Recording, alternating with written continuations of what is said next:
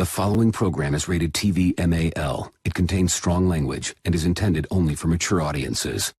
What's going on with everybody? It's your man Dre, aka Dre on Wheels, the host of the 1130 podcast. Hey yo man, I want to send a special shout out to Off the Top Roads podcast. If you guys ain't already heard it already, man, go tune in to wherever you get your podcasts at, man, and subscribe to Off the Top Roads podcast. Shout out to my man Shiz Lansky, man. He been a guest on my wrestling podcast twice, and he gonna be a guest on the main show. Man, so stay tuned to the 1130 podcast social medias, man, to tune in to that. And yo, go tune in, man, and cop some merch from Off the Top Ropes podcast. You dig? You spend time with your family? Sure I do. Good. Because a man that doesn't spend time with his family can never be a good man.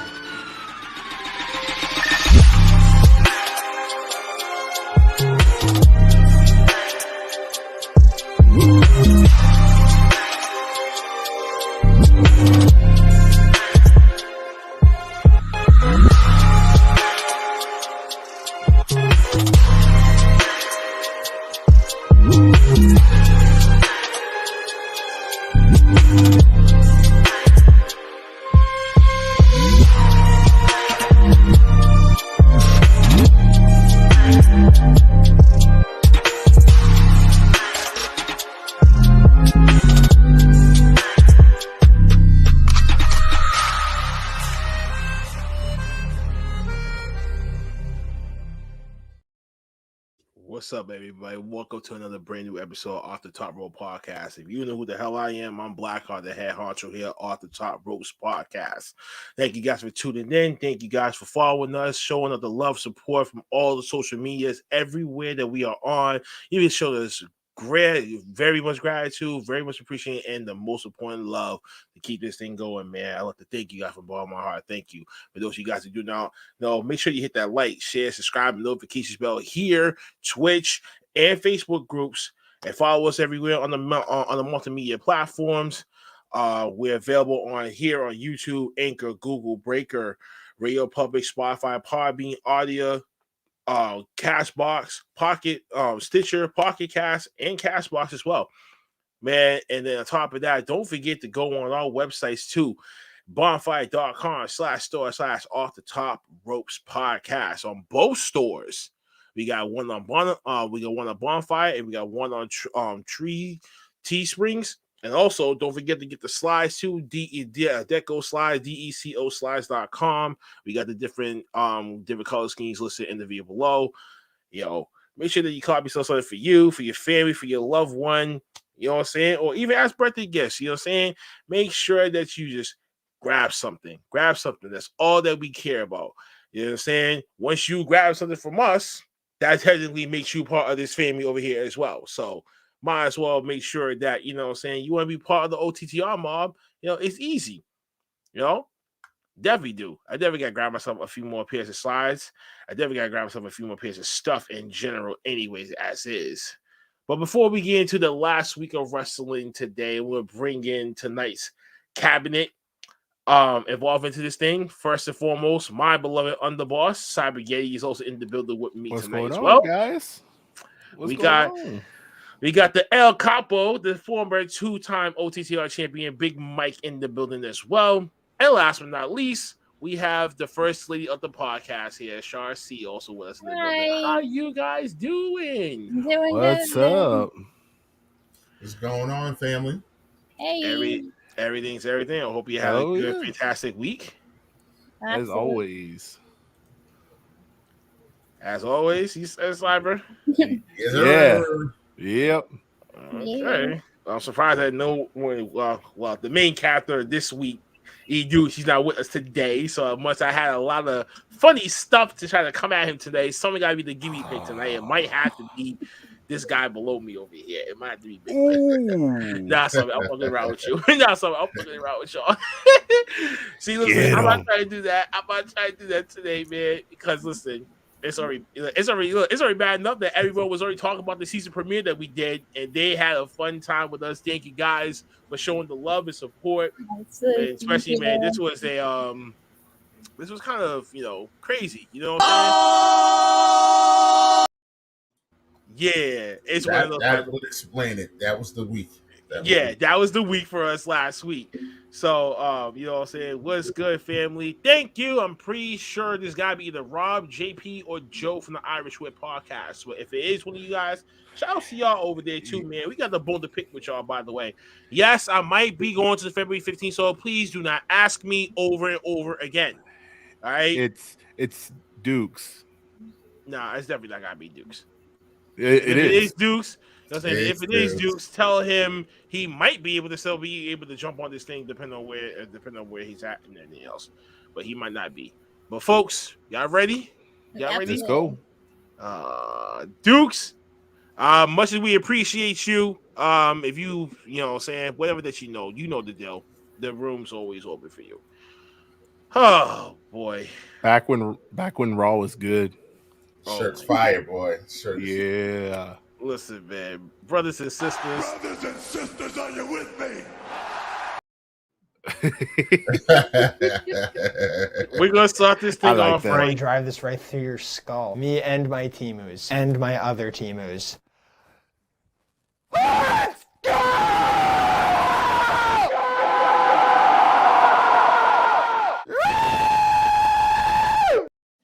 What the hell was that? We gonna get this right. You started with Monday Night Raw. I'll get the cards, the charts from my generation. I'll take the come on, let's get it on.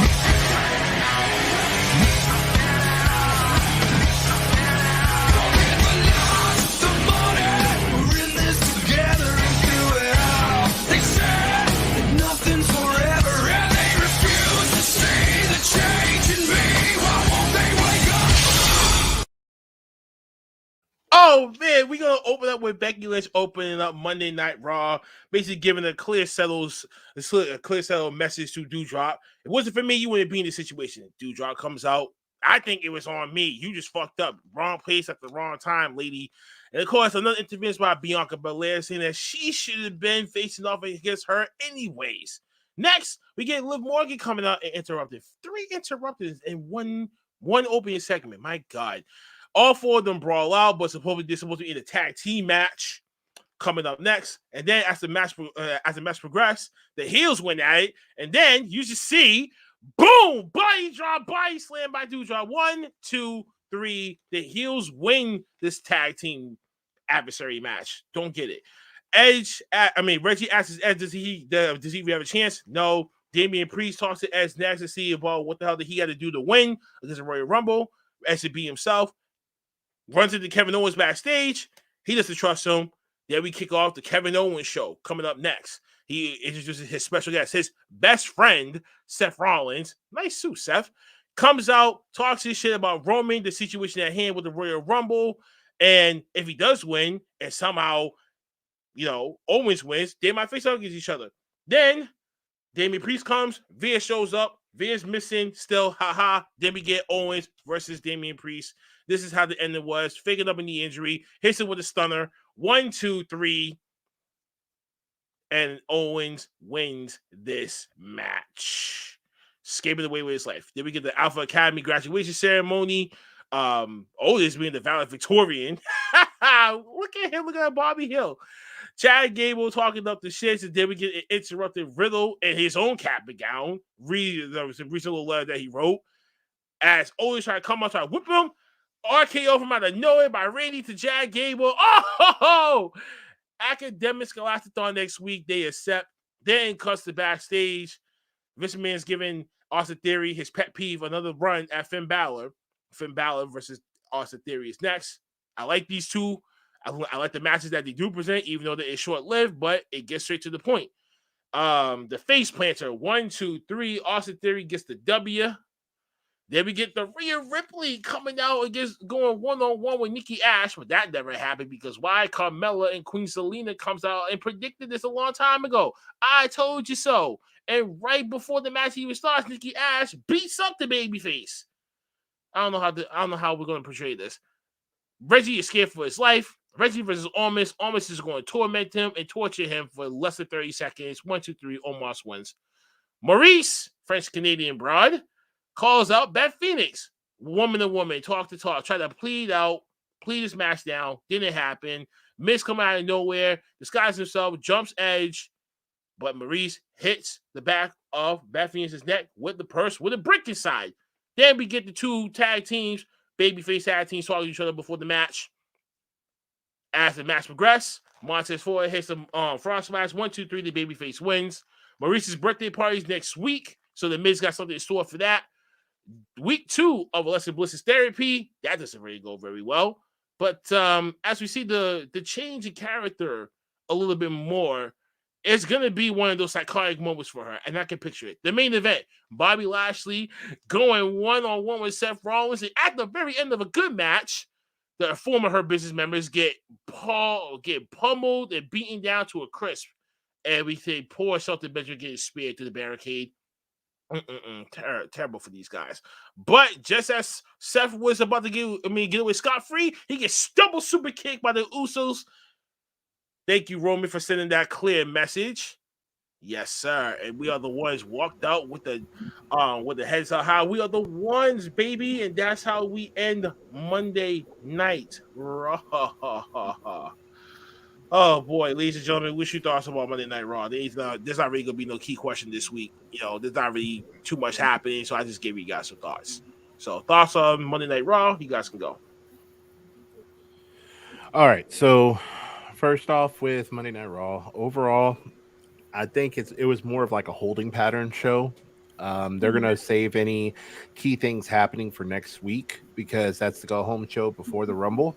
Yeah. They're going to have the weigh-in with Brock Lesnar and Bobby Lashley. We'll probably see something develop between Rhea Ripley and Nikki Ash. Outside of that, I mean, it was a pretty decent show. I just hate the way that they're treating Finn Balor right now.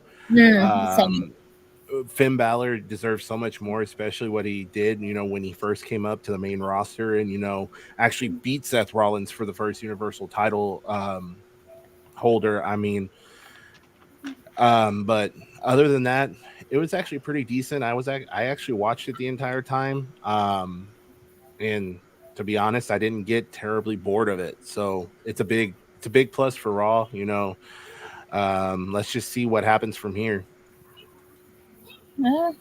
Shar? Yeah, I agree with him. It's like a holding pattern. Most of the big stuff is taking place next week on the go home show. Anyway, so I'm excited to see what's gonna be going down with that weigh in between Lashley and Lesnar. That should be interesting. It's gonna be real interesting how they do that. I thought Raw was, like you said, it was good. It was just solid. Wasn't they're saving everything for the next week. Whatever they do, it's going to be they can't afford for anything to happen between now and the Rumble. So I wasn't surprised. They did a good job kind of getting extra characters in there, getting them some TV time. Reggie had a lot more screen time than I was expecting, especially because we all knew Omos was going to beat him in like 5 seconds. But I did like the Alexa Bliss thing. It was pretty good. It was pretty good. I wasn't crazy about the Dewdrop Becky thing, but I'm not the biggest Becky Lynch fan right now, so it's whatever. But I mean, it was good. The Usos coming out at the end. The Seth Lashley match was very good. That was a really good match and I wasn't mad at the way that they ended it because I was wondering which one of them was going to take the L, and I figured the Hurt Business would do something, but I didn't mind it.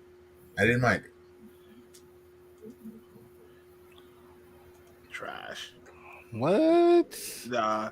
The call up. Nah, the call up podcast said that the whole show was trash. Can't please everybody. Man, who's this? We went from the trash can to the recycling bin. What the fuck is he do? Surprise, motherfucker. Oh, no, he came with the cut like Fredo. Like, what's going on? E Dukes is in the building tonight with us, folks. E Dukes, we just finished Monday Night Raw, so you came in a little bit just in time. So, you got any thoughts? thoughts on Monday Night Raw? Deal. We just talk about our key question right now. After watching that, I'd say about what it was mine. It's two shits and a toilet question for me, dog.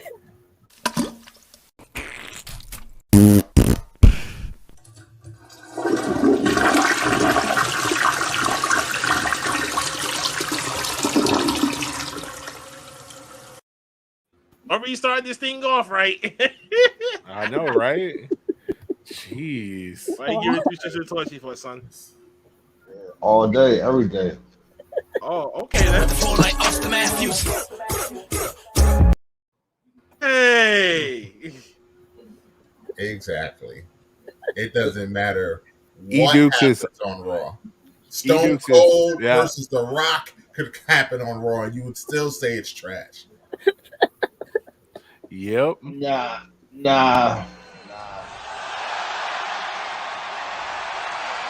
What?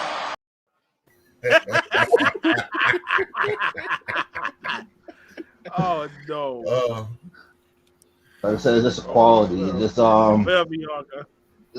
everything was mostly trash. The whole entire show. What was trash? You didn't like the Lashley versus Seth match? That was trash.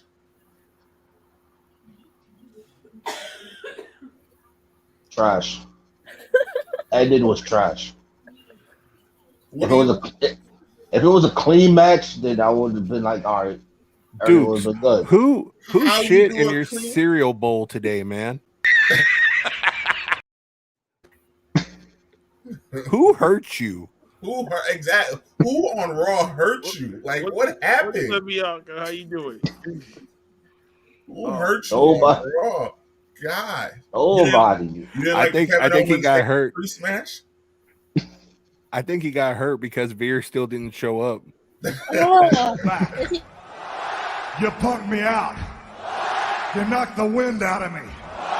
You insulted my manhood. You hurt my damn feelings. That's how Dukes is feeling right now. He feels hurt. I know, right? Yeah, Dukes, what happened? Like I said, it was a trash show. Right. What do you want me to say? It was. And then he's gonna be. There was nothing really good about that whole entire show. What? You serious? Really? I'm telling you. Yo, telling you. Not Raw even was the trash. I'm telling you this all clean. I'm in the city. I'm doing big things. Come on. Not even the main event. I mean, clearly we're not going to convince him. I mean, all right, whatever. I mean, Yeah. Tuesday. I thought we had some quality matches, but whatever. Right, I thought so too. I really thought so. What do I know? Ah. I thought so too. Done. And again, I mean, I don't know. I mean, Deuce is entitled to his opinion, but you know how Exactly. he is. You know what I'm saying? Here we go. That boy ain't right. All right, let's move on to Tuesday so he can actually be critical. Oh, you really want to be critical on Tuesdays? Oh man, Tuesday here we come. You mean the show that went down the shitter? Mm-hmm. And we'll talk about that in a little bit too. NXT 2.0. Art imitating life, now y'all just saying lies. Got these suburban nights thinking y'all ain't afraid to fight. Right in the mirror, crying a little, you shaking right. Down south slang, music with these hustlers. Keep it true to self and never sell out with these busters. I ain't finna tap dance, I don't give down south slanging, rolling with these hustlers. Trying to get rid of all you haters and you busters.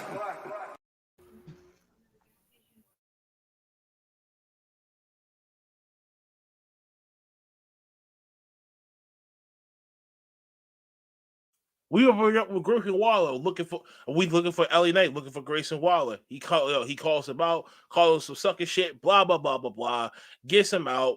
Grayson Waller issues him a restraining order. Can't be 50 feet away from the guy. So what did he do? He said, you know what? If I can't touch you, someone else can. The return of Dexter Lewis. We haven't seen him in a while. He's giving an ultimatum. either get rid of that restraining order or you face Dexter. He's decided to face Dexter. So Dexter Loomis versus Grayson Waller coming up. This is a back and forth match. It's only looking a bit like 8-minute match. Pretty solid for the me. You see the welts forming up. Then we get this. The referee's distracted. Who the hell's this beast? Our official not realizing who the match continuing. Waller. Big stunner, Hits him center with of a the ring. stunner. No. Not like this. 1, 2, 3. Grayson Waller gets the W. Picks up the. I call it like I see it. This is a knockoff MJF and Wardlow. Next, we get this past weekend shenanigans between Walter. Oh my God, we're talking about him in a little bit too. And Roger Strong. And now these two are going to be in the main event that night for NXT. Can't wait for that. Then we start out the Dusty Rhodes Tag Team Tournament. The Creed Brothers. Creed Brothers, excuse me. Taking on Brooke Jensen, and I forgot the other damn dude's name. I'm not used to it. But then we get the final ending right here. It's Julius Creed, the legal superstar. And look at this tag team offense. Julius Creed, fucking monster. But both boys, fucking monsters. Creed Brothers get there. Combination finisher, 1, 2, 3. They advance to the next round in the Dusty Cup tournament. Dante Chang, vignette, suffered from a leg injury. Now he's finally back. He going back into a match 1-on-1 against Jirha. And somehow this match isn't even last a minute. What happens? Duke Hudson comes from out of nowhere and beats the shit out of the kid. Welcome back, Dante Chen. Not, I'm sure the walkway back that Chen wanted. Need some help out here. Hudson's become unleashed.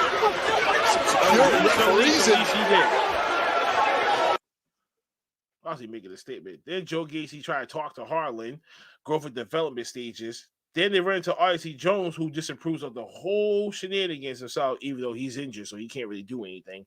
But they help him into the medical facility. I wonder what's going to happen there. We'll catch up later on this evening. Next, we get the NXT champion Braun Breaker talking to Mavric's lady, Electra Lopez. And then this is going to happen. The main, which is going to be for the next takeover show or TV special, Braun Breaker, Santos Escobar. Finally, he gets his time to get into the main event. Then we get the Memorial Pete Dunne by Tony D'Angelo. Now that his job is done with this, he's moving on to bigger things, the North American Championship. Then Carmelo Hayes, Trick Williams come from out of nowhere. They chew out the little promo, not standing a chance. Who comes out afterwards? My man Cameron Grimes, won money up to the moon. Pleads his case and shuts down the both of them. And then Carmelo even encourages the both of them to have a match to see who really will win. But before we get that, we got more bollocks. Poster smash over Tony D'Angelo's head. That's pretty much how it ends. Then we get Casey Catanzaro, Kaden Carter, Brooke Jennings, and I forgot what the other guy was. Whatever. Basically, some love triangle thing. Wendy True just sitting on top of the ladder asleep. I guess that's her gimmick. She sleeps everywhere, but she comes in and do lazy work. Then we get Elisa Leon and Valentina Feroz. Now the new women's tag team coming into NXT, getting the shine. Dakota Kai trying to stop all that nonsense. Basically shut us down. Can't really be with someone like that long. And we're going to see something like that happens. Then we get Kylie Ray taking on Ivy Nile in a decent little 5-minute match. Ivy Nile is fucking dominant, bro. She got the look and skill. Now, looking for the Ray, that's what they have been bomb. Can she connect? Rolling through. But then shoulders down. Center of she the ring. reverses the finish into a roll-up. And she escapes with the victory. Right now. Oh, there's a wrestling contraction. Comes in, the NXT Women's Tag Team Champions, Gigi Dolan, Jane out here, and now the numbers advantage. Oh. In a world of trouble. This is backfired in the worst way. The toxic attraction. Talk about in your face. And Edie Hartwell comes out to save. Kaden gets a payback. Joe Gacy fetches the Harlan Lynch dog on Odyssey Jones, making the injury much worse. Hits White the whole grand in him by himself. Ha ha. Got a little mastermind. Bray Wyatt in a new form. Saray coming back from Japan receives a medal from her grandmother. Gives inspiration. Going to try do it again. Legado de Fantasma takes on Malik Blade and Curtis Enoff in the tag team Dusty Cup tag team tournament. During the midst of the match, Braun Breaker muscles Santos Escobar to the back, leaving the tag team by themselves.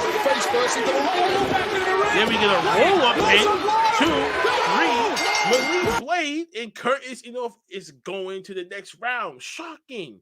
Then we get prepped for Walter versus Roger Strong for the main event coming up. Michael Bivens. There's Solo Sikoa wants a false count anywhere match with Dark Boa, whoever Boa for next week. He shows off his war paint.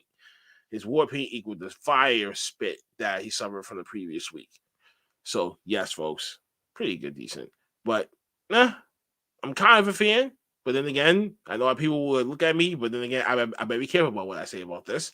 Then we get the taking on Lisa Leon. When you get that kick right across the face. 1, 2, 3, quick dub.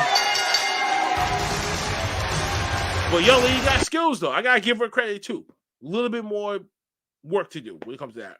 Raquel Gonzalez, she's not done with Mandy Rose, but she's trying to get back on top. And who tries to come in? Cobra Jade wants payback too. Lets them team up, go after the tag titles. Raquel doesn't want none of that. She want no parts of this shit, so she walks away. Next, we get the main event. Walter versus Roger Strong. Now, this match was actually take every ounce of fight out of anybody's body. Strong again. Oh! It's him. It's Strong. Superplex off the top. And Walter now looking for a powerbomb. Strong able to counter. Strong double underhook. Does he have enough to hoist up Walter? Second time, not the charm. Walter driving. Bang!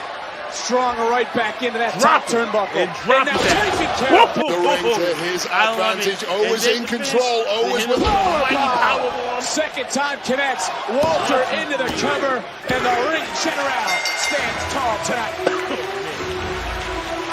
Great match. Afterwards, the controversial moment where he calls it the winner. It Gunther Scott destroying each other. And then these two teams, Diamond Mine and Imperial, comes out and leave it into the block.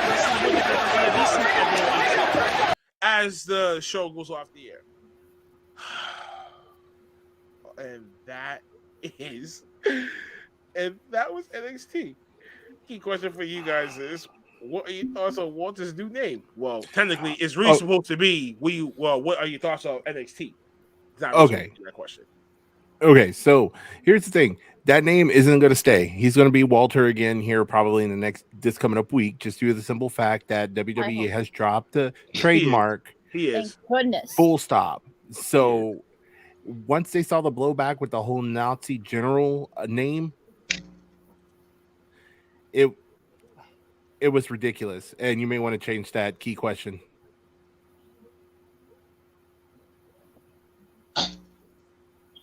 Anybody else? Yeah. You're showing the Dynamite key question, bro. Oh shit. There you go. Okay, but just to finish up, to be honest, I agree with what everybody is saying. What's up, Courtney? Hey, Big Mike's adversary. She's Big Mike's hater is back in the building. What's up, Courtney? How you doing this evening? She came to see what I want them to say about AEW. I know. Okay. So that's I agree with next. with the with Wait, what people. What up, Courtney? What up, G? Go ahead. I completely agree with what's being said in regards to the overall performance of NXT 2.0. It is very under par for me. A lot of the old talent is either gone or else they're in the process of leaving. Mm-hmm. And I just feel like the product isn't what it used to be. It hasn't morphed into something better. It has become something worse. You can see Vince McMahon's writing all over this. And not only that,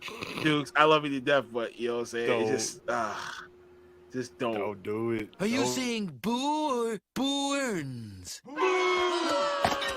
I was saying boo-earns. Damn. Oh man. Like I said, I love you, dude, but we ain't gonna do that shit tonight. So, folks, we ready to go on to Wednesday. You know what that means. You know what that means. I'm ready. Of course, she's ready. I can't wait. Hey, Courtney, I hope and pray that you're ready. Let's start with AEW Dynamite.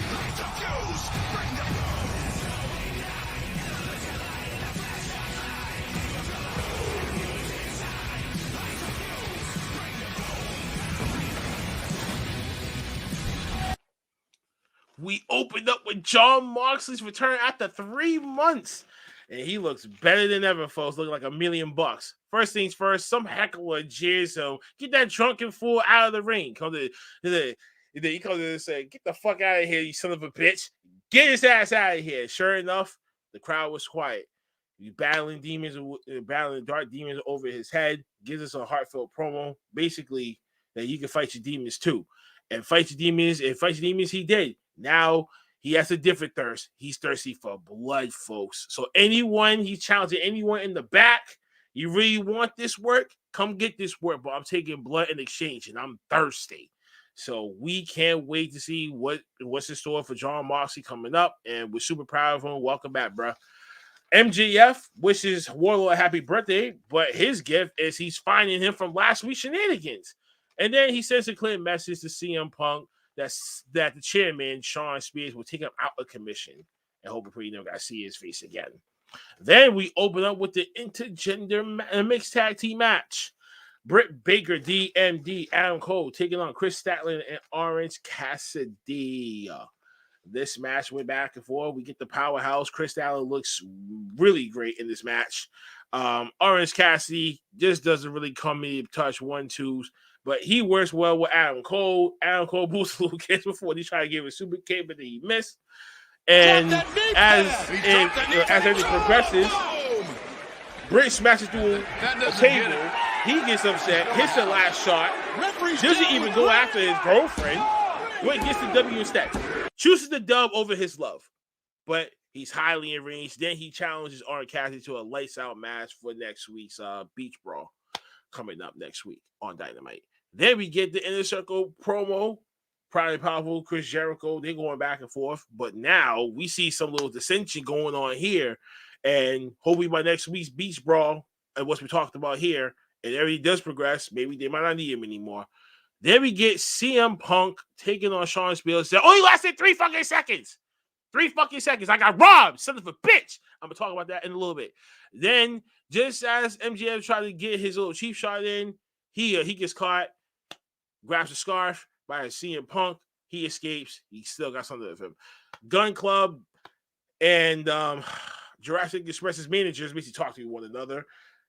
Obviously, this ain't going to go too well. Gun Club putting the back work, getting off, and getting the one up on Christian Cage. Now he's out of commission. Then we get Cody Rhodes' promo. Cody Rhodes mocked Walter's new name, the whole situation. He opened the forbidden door. He's hyping himself up. Very healer's promo. And there's a ladder in the middle. What do we have?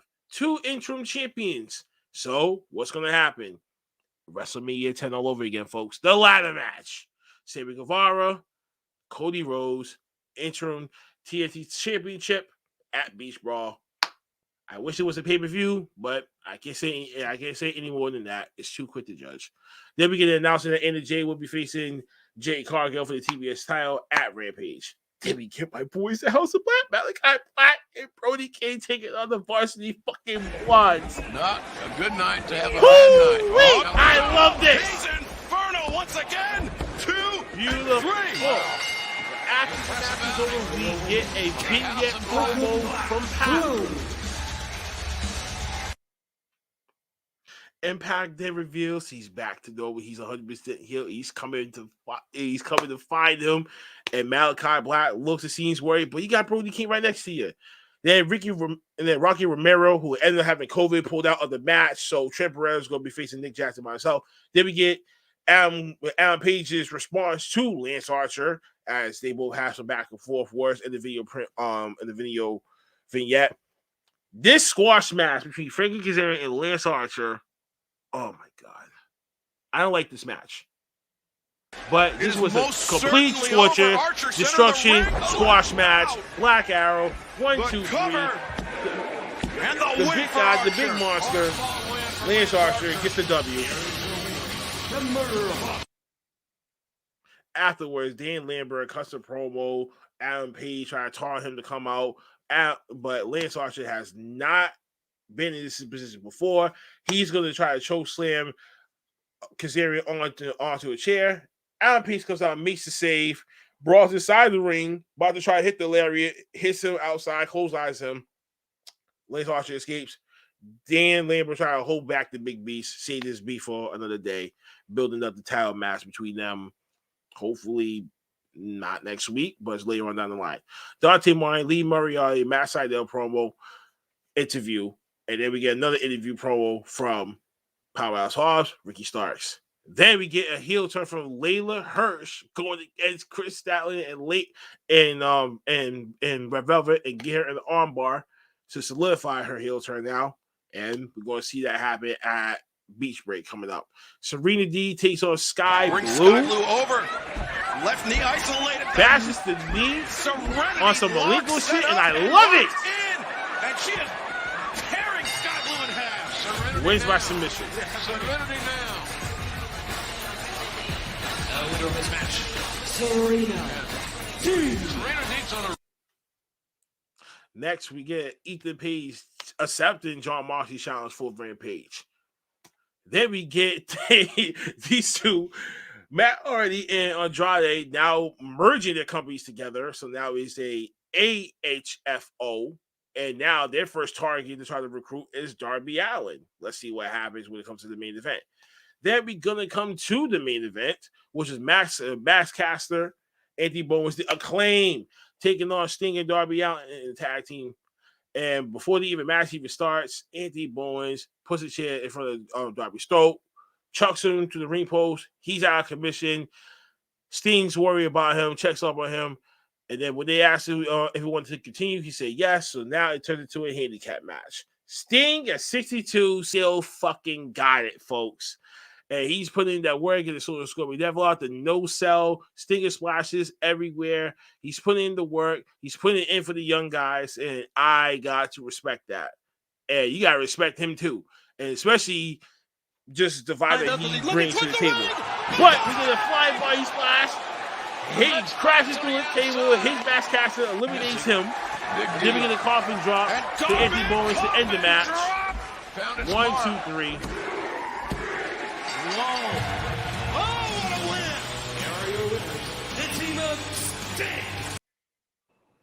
And that's how we end AEW Dynamite.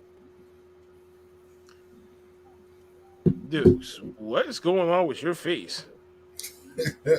Ole, vato. Sorry. What? What okay. Okay.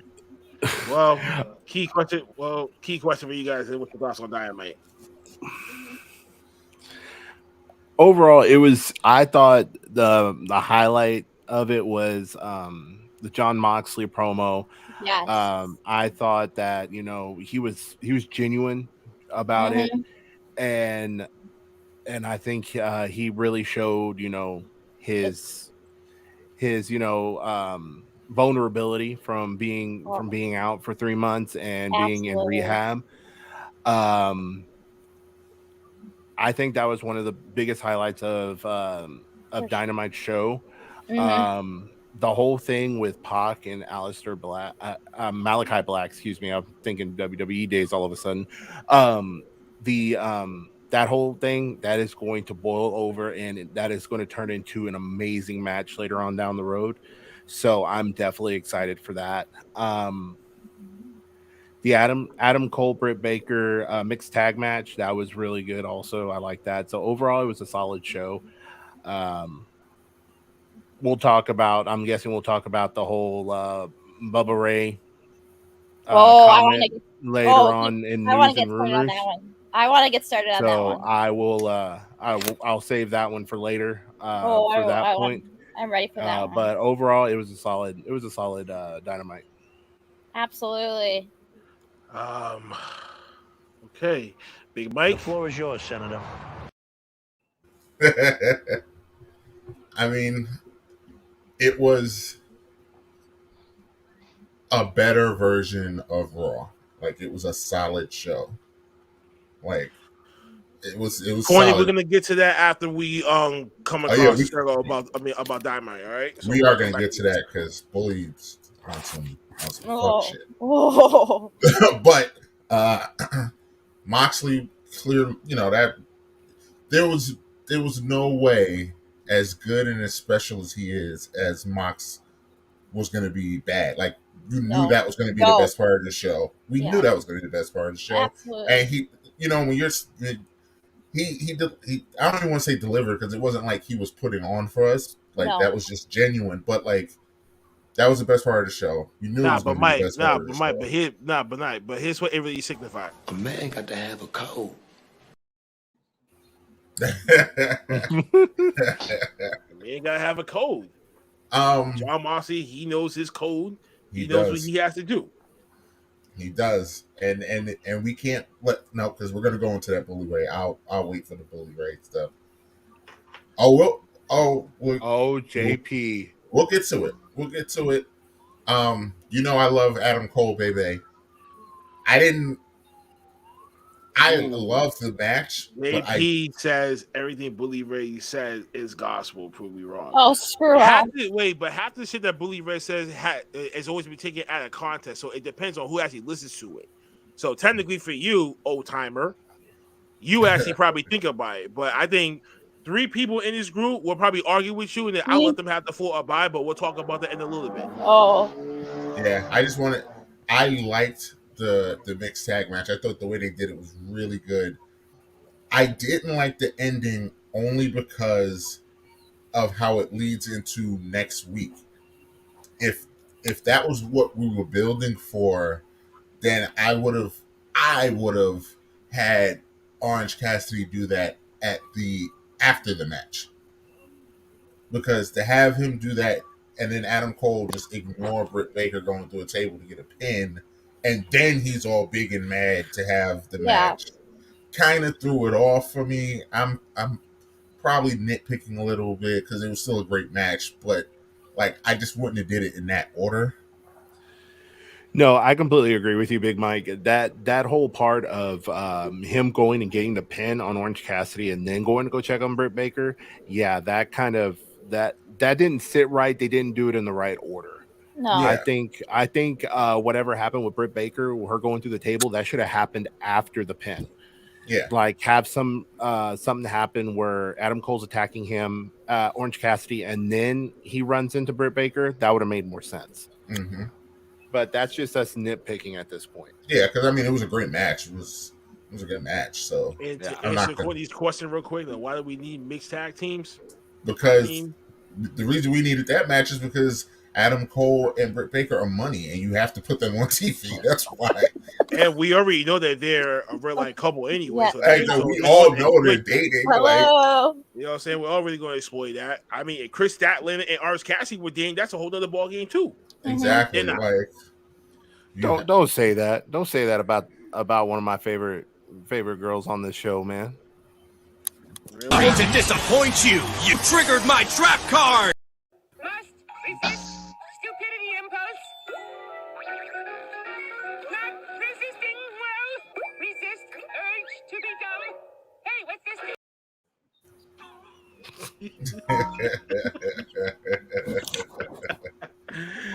You an asshole for that one. Why the fuck are you busting my balls? It was a long time ago.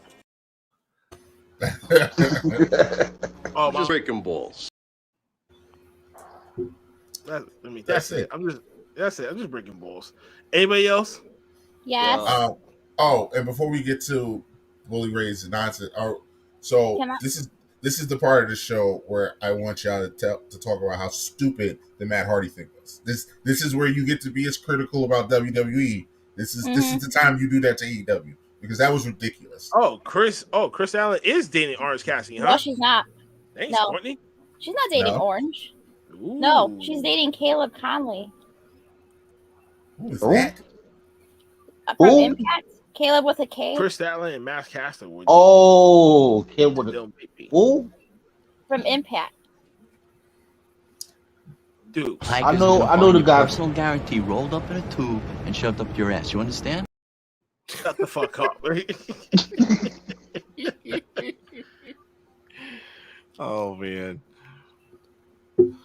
Anybody else got anything to say before we go on to the bully raid situation? Hello, me. Sorry, go ahead, Char. I thought everyone was going around still talking about Dynamite and shit like that. I haven't even said my piece real quick. Yeah, I didn't even get to say anything about Dynamite. Like, how can we forget about me? We never forget about you. Stop playing. No, but instantly, call me biased, guys. I don't care. But the highlight of the show for me was Mox's return. Like, you know what is gospel, JP? Me knocking some sense into your fat skull over there of yours.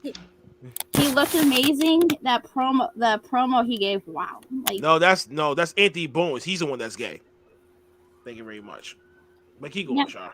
That promo he cut, like, wow. Like, that legit had me in tears. Like, watching it, like, that came from the heart. Like, that was real. Like, I don't know what to say about it. It's like if I keep talking about it, I feel like I'm gonna cry again. But such an inspiring and motivational promo for everyone struggling with addiction and mental health problems. Like, that's gonna be one of the promos that's gonna be like his defining legacy when all is said and done. I think so. We'll see that on all his Hall of Fame vignettes. Absolutely. You know what it reminds me of? It reminds me of when Eddie Guerrero was feuding with Brock Lesnar for the undisputed title, and he cut that huge promo about his drug addiction. Because Brock Lesnar actually focused on that in one of his promos, and Eddie Guerrero came out and just cut probably one of the best promos I have ever heard come out of him. That's what it reminded me of. It gave me goosebumps. Just hearing it on Wednesday night. Yeah, I got chills like listening to that. Like, every time I'd watch it, it was like instant chills, tears. Like, I'm like, wow. You can tell that came from that.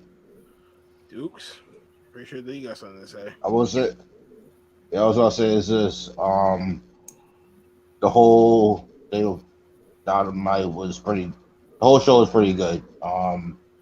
Moxley brought me to from everything that he did in the ring, from his promo.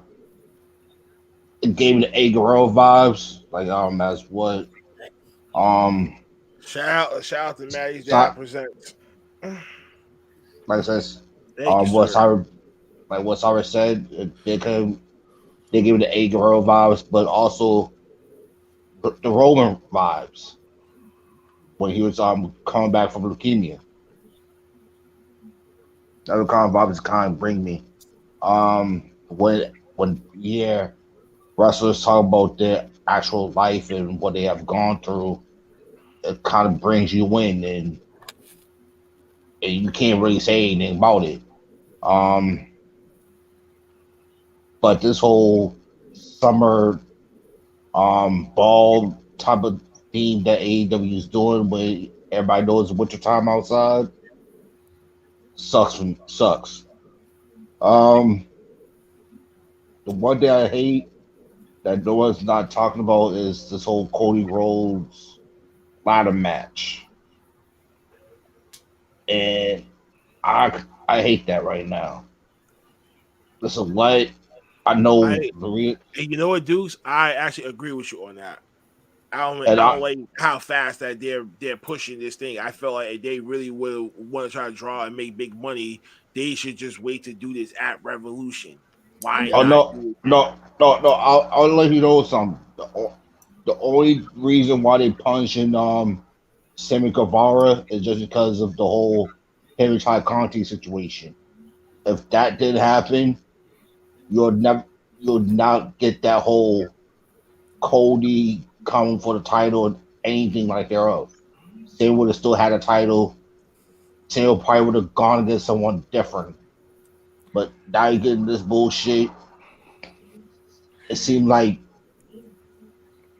you're making Cody early, like impacts Jeff Jarrett. Who used to go for the title back in the day for WWF, like multiple times. Like mm, I'll say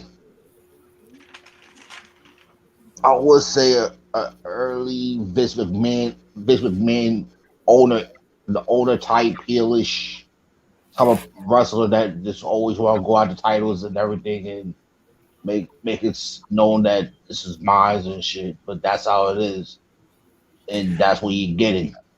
Okay, But yeah, other than that, I can kind of see what? that. I can kind of see that, to be honest, with Cody. But if Cody really has the company in mind, what he should be doing is in this ladder match, you don't need to win this match. Cody No, does not need to win this no, match. he doesn't. He has enough, enough credit behind him to where he can give the rub to some of these younger guys. Yes, Sammy Guevara should be the one that wins this match. he should, but he won't. It should be like a half-hour match, 45 minutes, and then at the end, Sammy Guevara needs to be the one standing on top of that ladder with both titles. I agree with you, but Yeah. it's not going to happen because it I fills know. Cody's big ego. Cody has No. to come out on Cody, and Cody's mindset. He's got to come out top, like he just said on Dynamite. Like that, the reason he's not turning heel is because of, like when he says we are like in a song in his theme song, it says like the royal family is. He's talking about him and the crowd. I mean, I don't think so. I think he's just making to fill his ego. But I'm gonna say If he wins this match, no. I I'm feel gonna like say this turns him heel. This He's turns him already heel. heel. Yeah. He's already heel. no. He's been acting heel. No, he for needs how to long? really No, turn I'm gonna heel say by doing some crazy assault. He's not there yet. Yeah, he's not there as a full blown heel. I mean, he's talking like one, but his actions is really not saying, okay, that's what we know he's a heel. We're kind of tipping the tone to see what works, and then now he has to. It's just when to pull the trigger next no. week now. I just wish they just placate I this I and say prolonged it. All right. no. I'll say is this. This is how you're gonna turn full heel. After the Sammy's gonna win the match cleanly. And you know how everybody get that Just say shake in the clean, hand dude, at not at the clean. end of the match? Cleanly doesn't really matter. This is how I'm just fully talking right now. Out of the clean match, Sammy's gonna go like Sammy and Cody's gonna shake hands. At the little shake of the hands, that's when Cody beats him up. You're gonna get that full verbal attack. That whole gonna change Cody to full blown heel. I'm not convinced of You it. need you need you're gonna need Told you that he's full. not a full blown heel. He's a No, halfway heel. he said basically he's never turning heel. So I mean, unless they prove us wrong and show us that he's actually turning heel, then Oh no, he it said he is. won't. I mean, it just That by could the way that happen. he's saying everything, it makes you think, okay, he is going to turn heel because he's trying to fight it to a point where he's like, you know what, fuck it, why not? He should. And then that's when the whole unexpected attack does happen. That's when you gotta go full blown. You may talk like one, but unless you can't perform it in the ring, you're not a heel yet. So sorry, Courtney, he's not a fucking heel yet. No. Yeah, no, that promo he cut was him talking his shit, He's explaining a why he's tweener, not if heel. anything else. He's a tweener. Talking this. I mean, it was kind of a heelish promo, but in a babyface kind of way. Because he just had to let these fans that boo him for no reason know, like, y'all wouldn't even be here if it wasn't for me. So knock it off. Like, I made this shit. I built this shit. Like, what are y'all even booing for? Y'all don't even know. Y'all don't even know why y'all booing. Y'all know he's still great in the ring. Yeah, I know he's good on the mic. Like, what exactly are we booing Cody for? Does he win a little too much? Does he win a little too much? But I mean, shit, that's all right. If I owned I mean, he doesn't own it, but if I ran AEW too, I wouldn't lose either. Shit. But like I said, he just reminds you of like early Impact's Jeff Jarrett though. When Jarrett used to run Impact back in the day, but as I used to run it, NWA it turned to Impact. I can see that. Jeff Jarrett win a lot. I can see that. I see where you're going with that. I see where you're going with that. And that's what Cody's doing right now. He just reminds you of just him, just a younger version of Jeff Jarrett. It is what it is. Just see what happens like that, but or he want tour to run to WWE Authority Triple H. When Triple H going for the titles like later on in his career. No, he needs that's to be what like you get. Player from MLW. That's what Cody needs to be. Since he already got the look, he must get the attitude down and be that cocky motherfucker backstage. Why not? Mm-hmm. Why try to re-transform him to something when he's already halfway there? All they gotta do is just put a little bit of it, put a little bit of attributes into it, and then just morph him to something different. Absolutely. Because if you look at it, like you throwing him some shades and some shit like that, compared to the old Rock, put him right next to him. As much as it may sound weird, but yeah. I can just see him throwing on some shades, throwing like some nice fancy ass suits like Seth Rollins does now. And then he starts acting like cocky boss man type shit. Now some storyline. I own 51% of AEW, whatever the fuck it is, and now he calls the shots. Some storyline that could actually happen for him. That is very feasible, and I think that would actually be a good route for him to take. To be honest. Okay. Well, folks, yeah, Corny. Yeah, I forgot we was going to talk about that, but we're going to talk about that after. Sorry, Corny. After this quick commercial break, we'll be right back.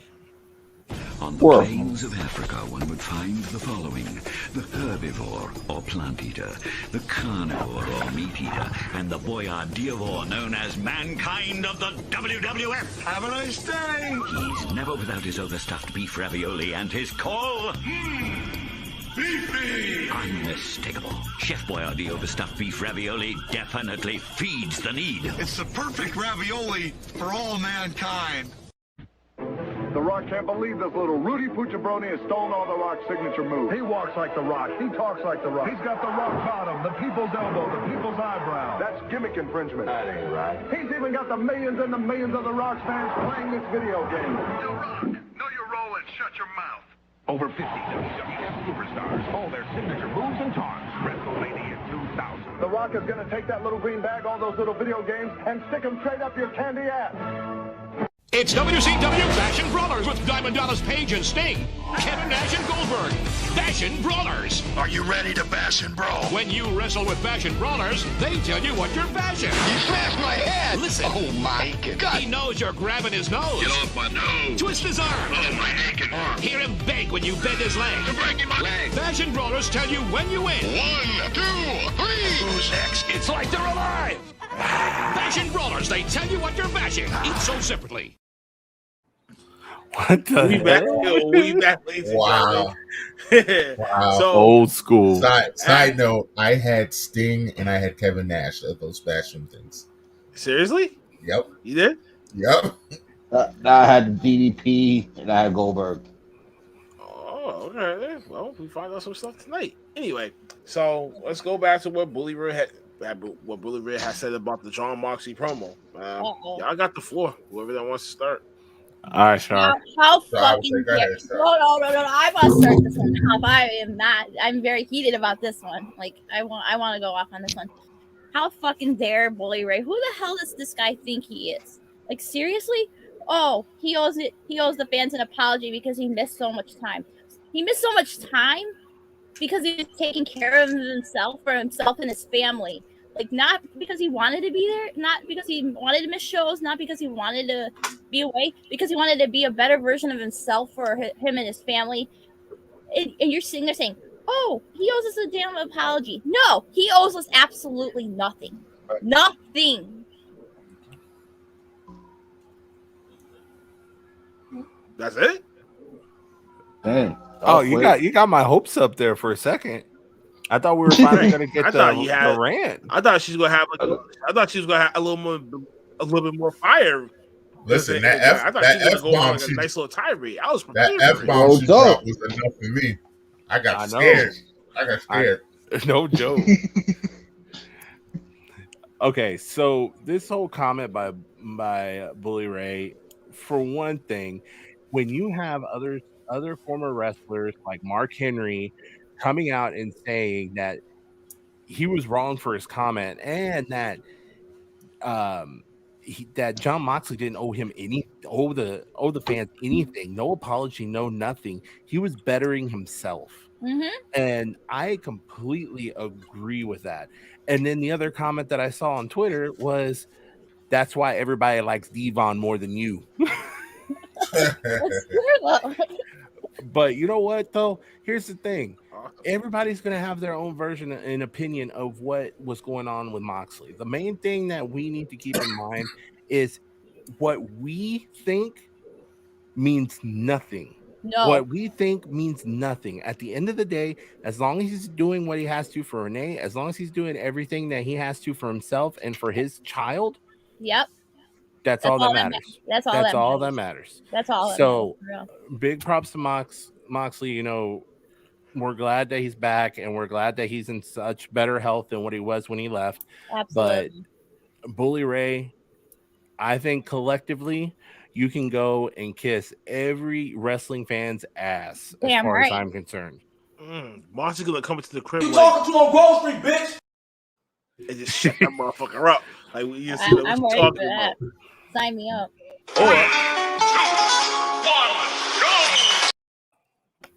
He talking about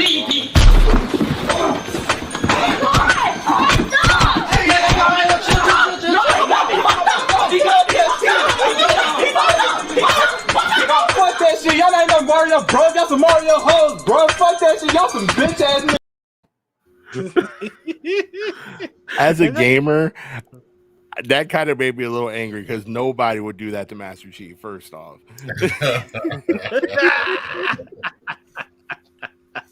Cyber. You talking to on Wall Street, bitch? Chief, shut the fuck up. You'll be okay. You'll be okay. I'm gonna say something about the whole bullying situation. Oh boy. My turn. It is. You told me it was my turn. You can talk all that you want.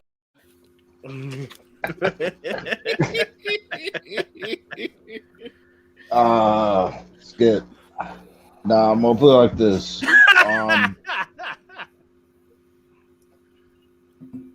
Bully Ray is just what you call an old school wrestler.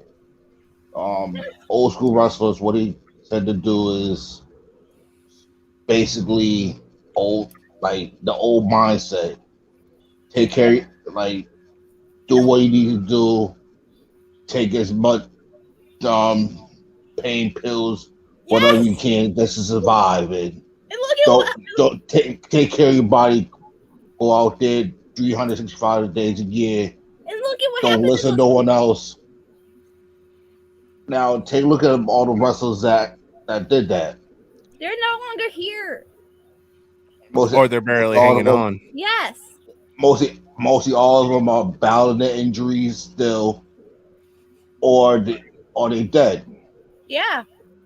Now these newer wrestlers learn from the old wrestlers. So what Moxley is doing is he's sitting back thinking, what do I need to do in life? Should I continue to do what these older wrestlers have done? Or should I just be like, you know what? Let me take care of myself. Let me work on and build my legacy to the point where my child Mm-hmm. I can see my child getting married and having Yep. grandkids and do the things I need to do instead of them seeing me dead by the time they turn 18. Oh my God. Yes. So Yeah. we all got so that's something that we all need to understand is what Bully is saying is something that all the older wrestlers are sitting back thinking. But only thing is he's the only one who's saying this shit. Mm-hmm. Well, He's here's the like, thing. Here's the go thing, ahead. though. Here's the thing, though, Dukes. If it was an old wrestler mentality, we would have seen more of the older wrestlers who are still around comment on this. Yeah, and we Because had they would usually support other older wrestlers who say stuff like this. and The Mick biggest Foley. ones that pop in my head, the Iron Sheik. He always comments on stuff like this. Yes. And He what has I been she saying? quiet. And Mick Foley He hasn't came said out. nothing. And Mick Foley came out, and he's even totally against what Bully Ray had to say too, saying he doesn't owe us an apology for nothing. But here's the reason why McFoley's going against it just because of look how many injuries he have taken all his years. So he's understanding what Absolutely. John Moxley is doing.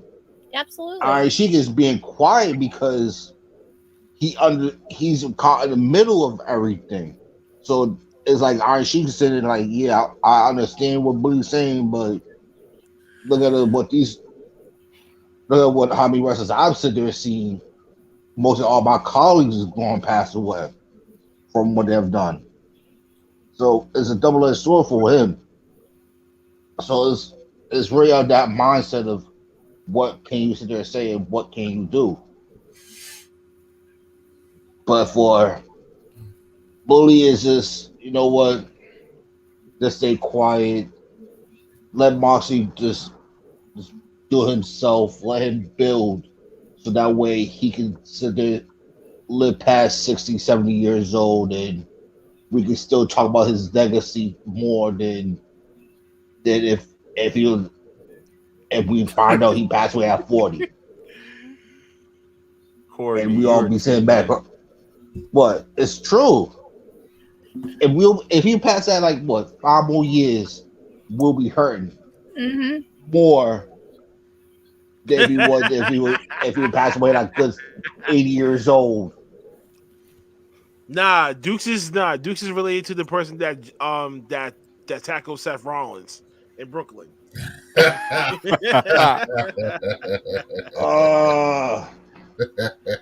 Now that is Dukes. I'm just breaking balls.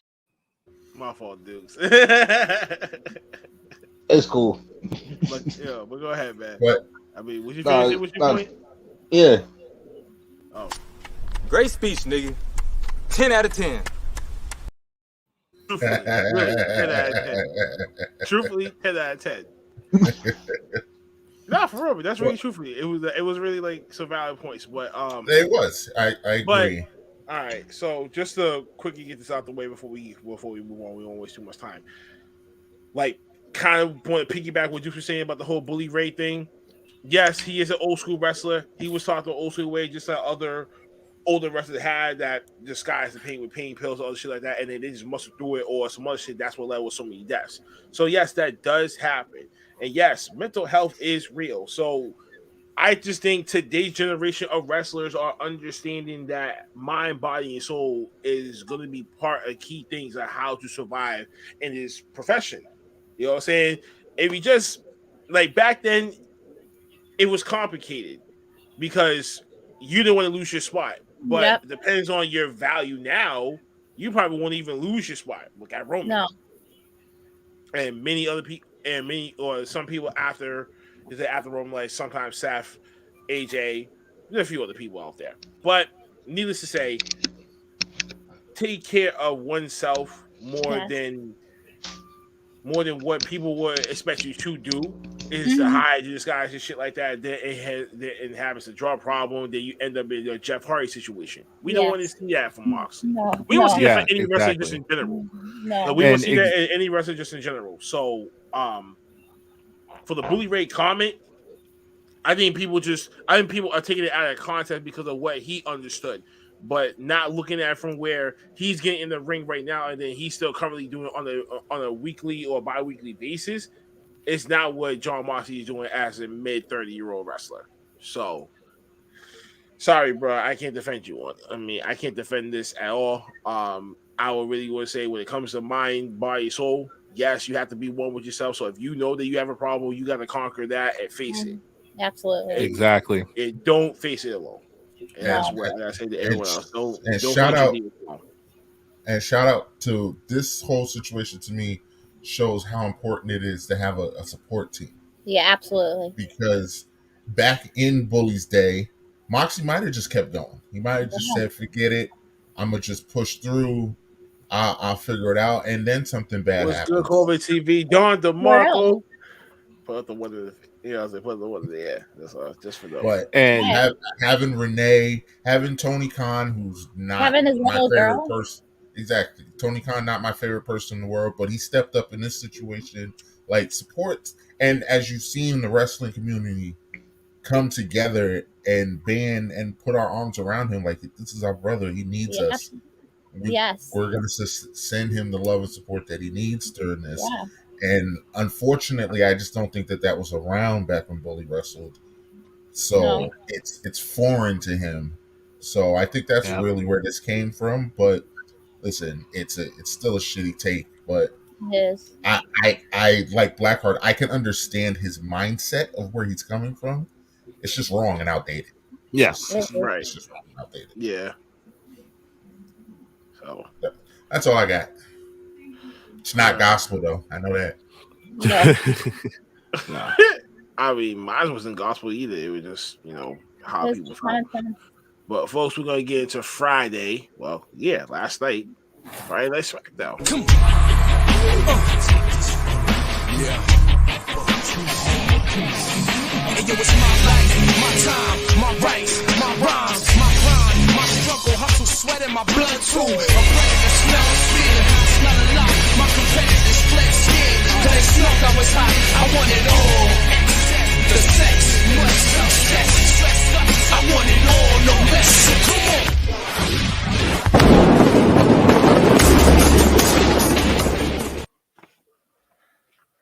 What's good? We open up with the Usos opening it up for their beloved cousin Roman Reigns, the longest reigning Universal Champion with 508 days.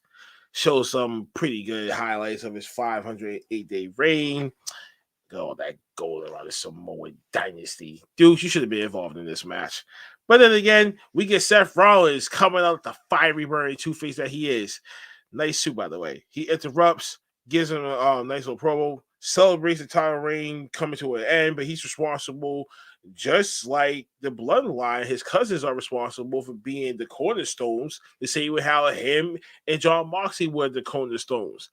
But so at the end of all this, he challenges them to a tag team match, and if he wins, then they're barred from the Royal Rumble match between them. So angrily, he said, "Who the hell did you why challenge me like this?" And usually we have a partner who comes out, his buddy, best friend, Kevin Owens, the Evil Dollars tag team match. But then they try to make it that if he loses, then he's out of the Royal Rumble. He accepts. Madcap Moss, Happy Corbin makes a joke. Kofi Kingston comes out with backup. Big E's back, maybe for one night only, and match goes on. Madcap Moss, another rematch from the previous week, caught the 50-50 booking situation. So Kofi gets a surprise Trouble in Paradise kick. Well, this is no laughing matter tonight for Madcap. Then we ended with a big ending, mocking and taunting Happy Corbin. Happy Corbin looks on. Then somehow, some way, we get. How the fuck are you gonna call a Hall of Famer? She's not a fucking Hall of Famer. I'm not even gonna acknowledge this bitch. Moving on to that, Natalya and Aaliyah have another rematch from the previous week before. This was longer than 3 seconds, but it ends with a disqualification after she didn't bring up the 5 count. Then kids being who saves her? Xia Li, Deuce's girl, comes out and be the babyface in this. Los Lotharios face off against the Viking Raiders, go back and forth. This is supposed to be the babyface win. Hit the Viking Express 1, 2, 3. the number one contenders are looking strong, going up against the Usos coming up next at the Royal Rumble, I suppose. Then we get Naomi versus Charlotte. Sonya Deville uses her power again. What is she doing? And becomes the referee. Abusing her power yet again.